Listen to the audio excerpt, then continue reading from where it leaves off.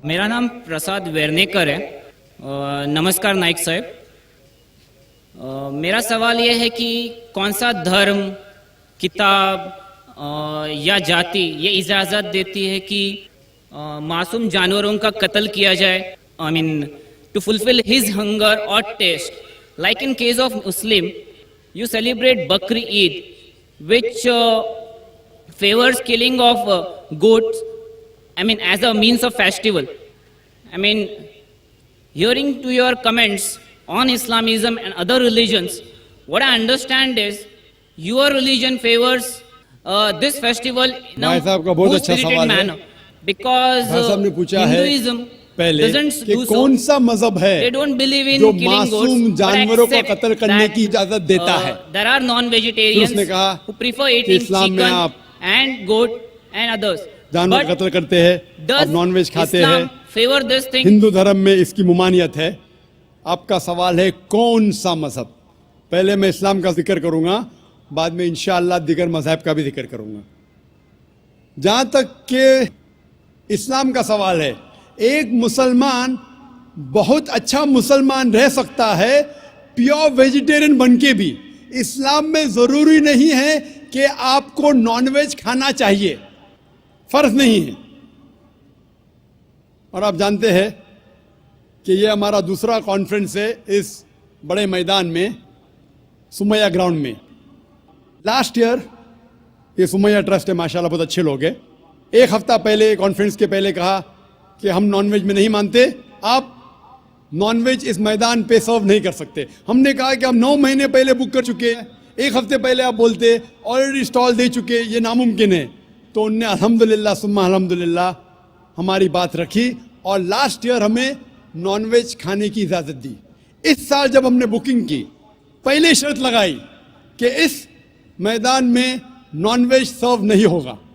हमने कहा ये आपका ख्याल है, हम आपके ख्याल की इज्जत करते हैं, क्योंकि इस्लाम में नॉनवेज खाना फ़र्ज नहीं है। इसीलिए आप देखेंगे फूड कोर्ट में भी नॉनवेज सर्व नहीं कर रहे।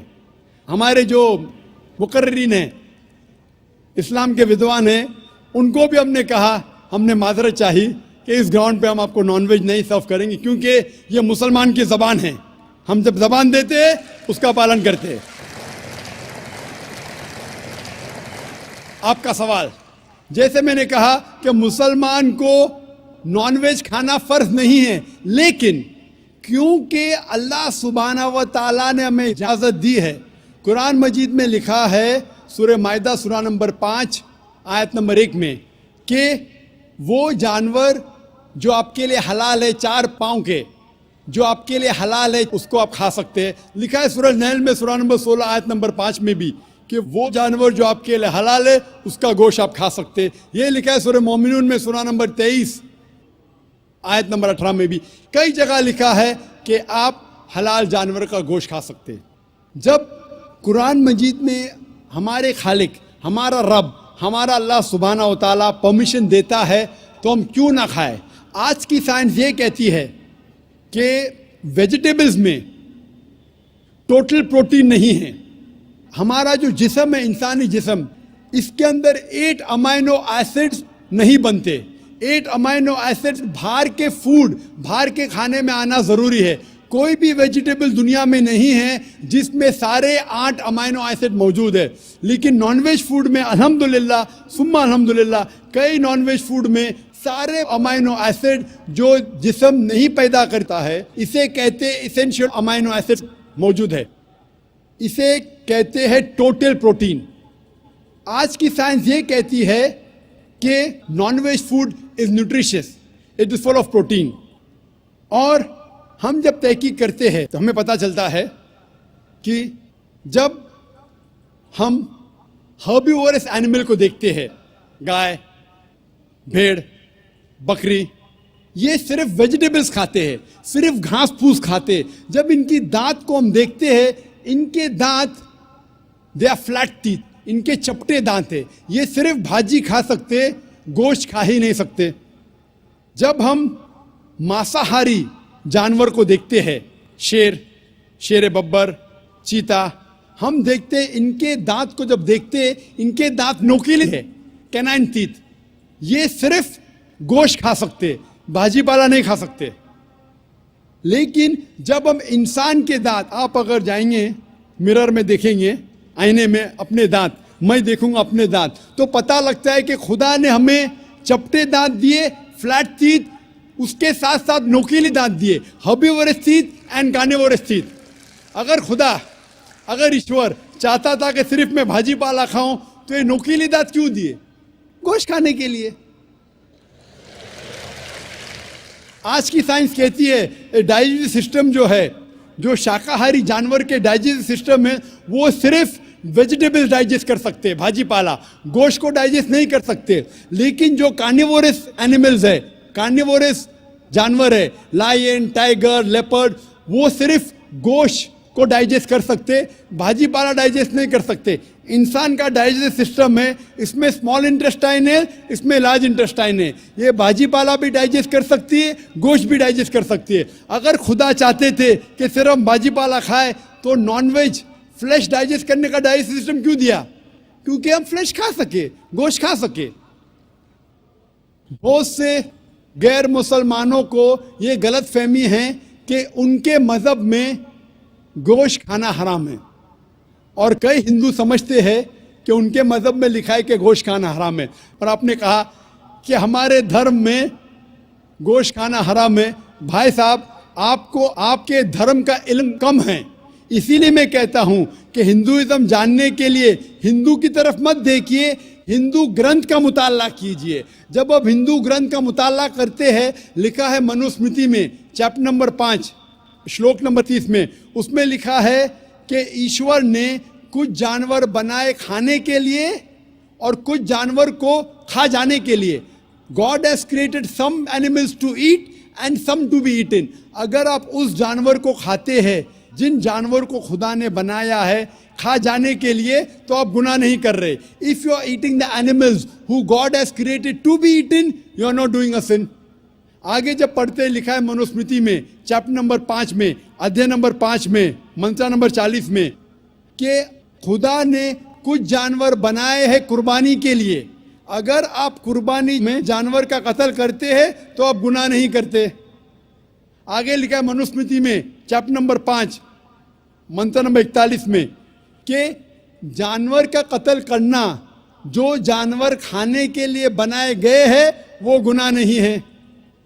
इसी तरीके से कई जगह वेद में लिखा है कि ऋषि गोश्त खाते थे, जानवर को खाते थे।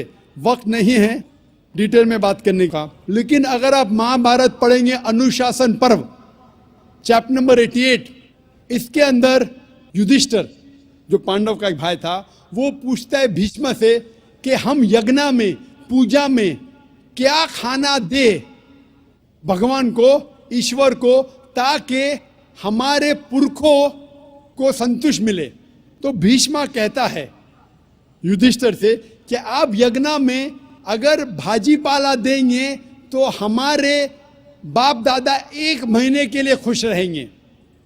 अगर आप मच्छी देंगे 2 महीने के लिए, अगर आप खरगोश देंगे 3 महीने के लिए, अगर गोश्त देंगे तो 4 महीने के लिए, अगर आप बेकन देंगे तो 5 महीने के लिए, अगर परिंदे का गोश्त देंगे तो 6 महीने के लिए, अगर हिरन का गोश्त देंगे तो 7 महीने के लिए। पूरा मेन्यू है, माशाल्लाह बड़ा मेन्यू है।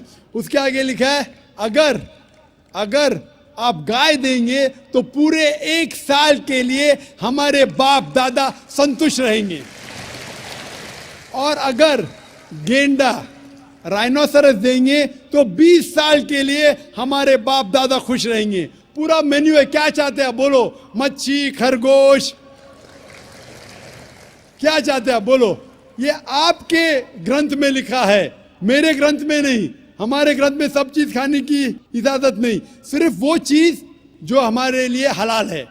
इसी तरीके से बाइबल में भी लिखा है आप गोश्त खा सकते। अक्सर धर्म की किताबों में लिखा है कि आप गोश्त खा सकते हैं। आप मेरा अगर एक डिबेट देखेंगे जिसका मौजू था, is eating non vegetarian food permitted और prohibited for a human being? क्या इंसान के लिए गोश्त खाना हलाल है या हराम है? और मैंने डिबेट किया था एक जैन के साथ जिसका नाम था रश्मिबाई झवेरी। वो इंडियन वेजिटेरियन कांग्रेस का सदर था, प्रेसिडेंट था। वो दुनिया भर घूमता है बताने के लिए कि नॉनवेज हराम है, और उसने मुझे चैलेंज किया। मैंने कहा भाई आपस में बैठ के बात करेंगे। नहीं नहीं, पब्लिक में चैलेंज किया, डिबेट करेंगे। मैंने कहा अच्छा आ बेल मुझे मार। तो मैंने कहा ठीक है भाई, पब्लिक में।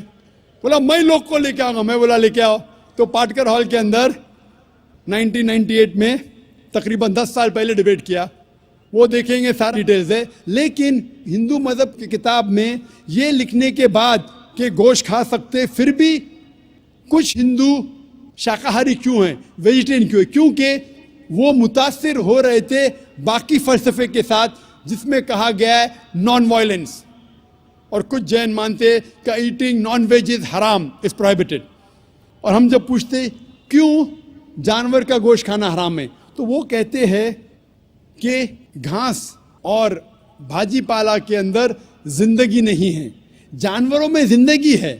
जब आप कोई जिंदगी लेते हैं, किसी का कत्ल करते, हराम है। आज साइंस तरक्की करने के बाद पता चलता है कि वेजिटेबल्स में भी जान है, भाजी पाला में भी जान है। तो वो जरा अपनी फिलॉसफी को तब्दील करते। ठीक है, हम जानते हैं कि वेजिटेबल्स में जान है, लेकिन वेजिटेबल्स डोंट फील पेन, वो दर्द को महसूस नहीं करते। जानवर दर्द को महसूस करते, इसीलिए वेजिटेबल्स खाना गुनाह नहीं है, जानवर को खाना गुनाह है। अभी साइंस तरक्की करने के बाद हमें पता लगता है कि वेजिटेबल्स को भी दर्द होता है, लेकिन ये दर्द इंसान को सुनाई नहीं देता। वेजिटेबल्स भी अफसोस करते हैं, वेजिटेबल्स भी रोते हैं, लेकिन हमें सुनाई नहीं देता।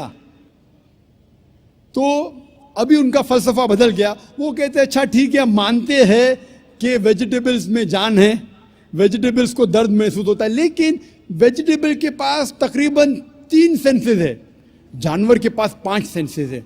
इसीलिए जानवरों की जान लेना बड़ा गुनाह है बनिस्बत वेजिटेबल्स की।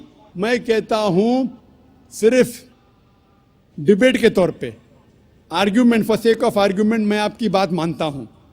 क्या वेजिटेबल्स के 3 सेंसेस है और जानवर के 5 सेंसेस है। मैं उस शख्स से सवाल करता हूं कि मान लो आपका छोटा भाई गूंगा और बहरा पैदा होता है, वो सुन नहीं सकता है, बोल नहीं सकता। जब वो बड़ा होता है तो एक इंसान आपके छोटे भाई का कत्ल करता है, क्या आप जाके जज से कहेंगे मी लॉर्ड इस कातिल को कम सजा दो क्योंकि मेरे भाई के पास 2 सेंसेस कम थे, वो सुन भी नहीं सकता था और बोल भी नहीं सकता था?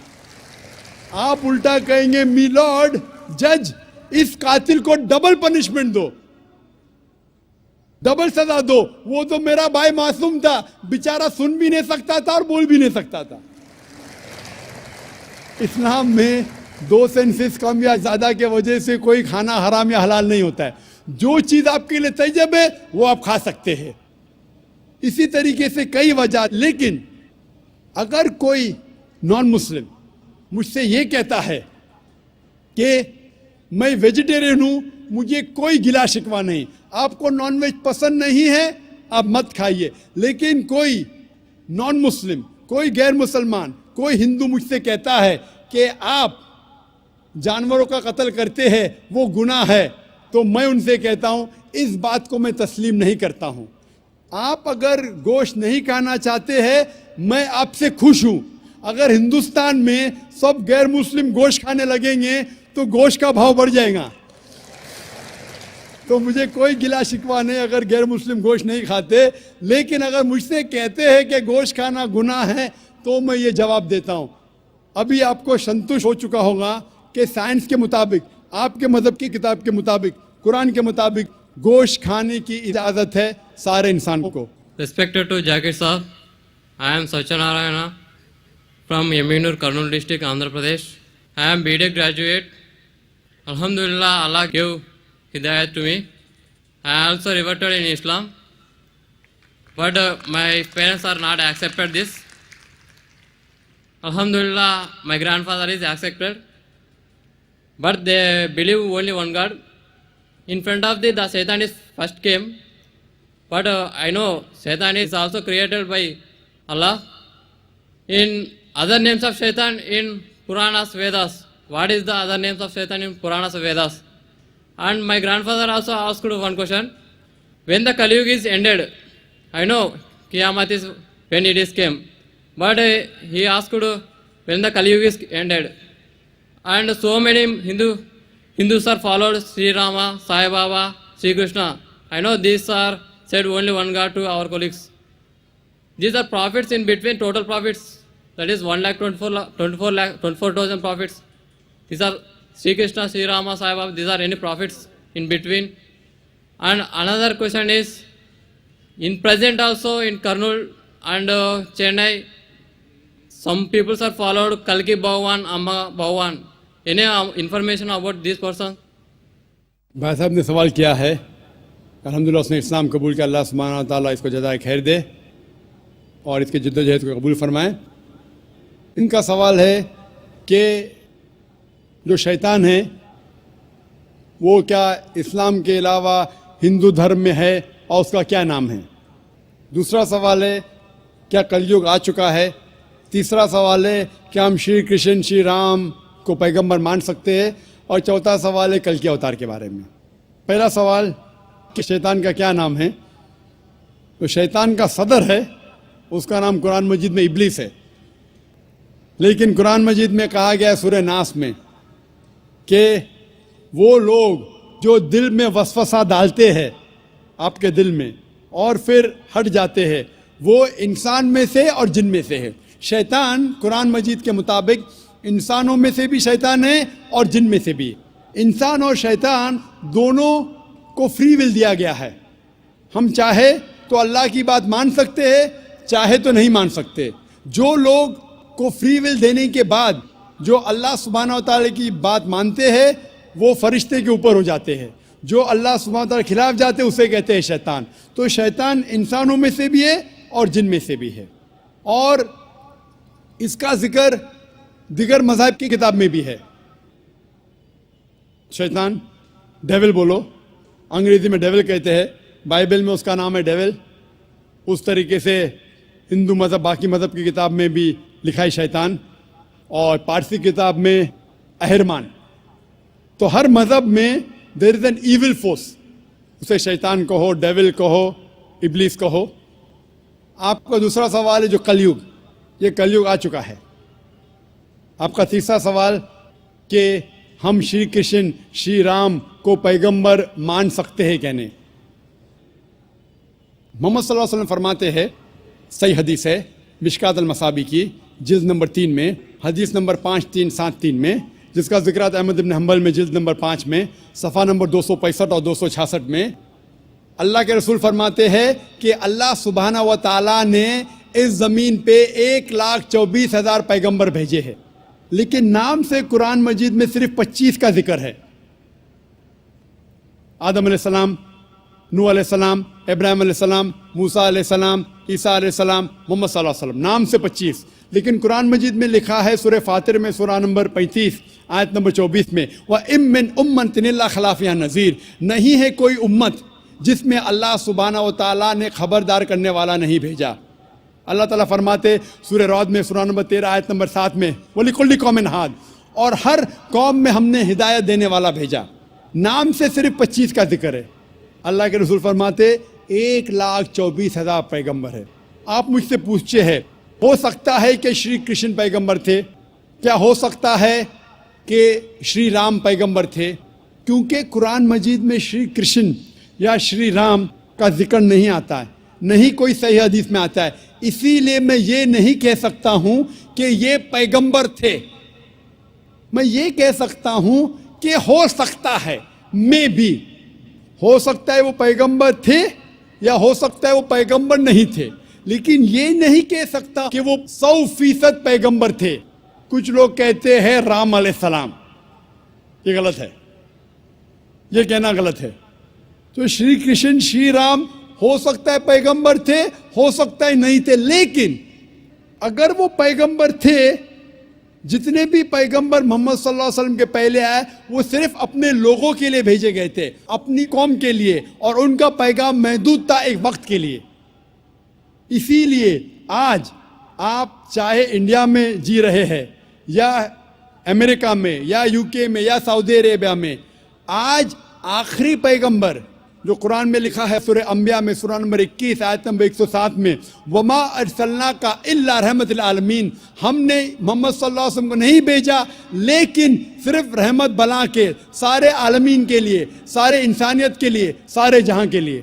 क्योंकि मोहम्मद सल्लल्लाहु अलैहि वसल्लम आखिरी पैगंबर थे, वो सिर्फ मुसलमान या अरबों के लिए नहीं भेजे गए थे, वो सारी इंसानियत के लिए भेजे गए थे। तो आज चाहे आप हिंदुस्तान में रह रहे हैं या यूएसए में या यूके में या सिंगापुर में या सऊदी में, आपको मानना चाहिए आखिरी पैगंबर मोहम्मद सल्लल्लाहु अलैहि वसल्लम में। और ये लिखा है हिंदू मज़हब की किताब में भी। जिस तरीके से आपने कहा कल के अवतार के बारे में, इसके ऊपर तकरीर दी थी मैंने लास्ट सैटरडे, एक हफ्ता पहले 15 तारीख को इसी स्टेज पे एक हफ्ते पहले मैं तकरीर किया था।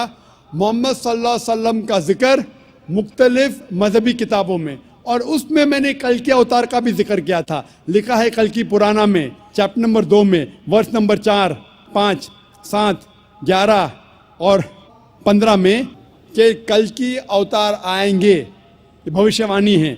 उसके वालिद का नाम है विष्णु यास, तर्जुमा करते हो जाता है अल्लाह का बंदा अब्दुल्ला। उसके वालदा का नाम है सुमति, तर्जुमा होता है अमन रखने वाली औरत, जिसका तर्जुमा होता है आमिना। कहा गया है कि वो पैदा होंगे संभाला में, अमन की जगह, तर्जुमा है मक्का। वो पैदा होंगे उस संभाला देश के सदर के घर में। हम जानते हैं मोहम्मद सल्लल्लाहु अलैहि वसल्लम कुरैश खानदान में पैदा हुए। इस तरीके से डिटेल में मैंने जिक्र किया था एक हफ्ते पहले कल की अवतार। ये कल की अवतार है आखिरी पैगंबर मोहम्मद सल्लल्लाहु अलैहि वसल्लम। आप ये बात अपने वालिद से कह सकते, और इंशाअल्लाह हम दुआ करेंगे कि आपके वालिद को भी हिदायत मिले। अस्सलामु अलैकुम व रहमतुल्लाहि व बरकातुहू।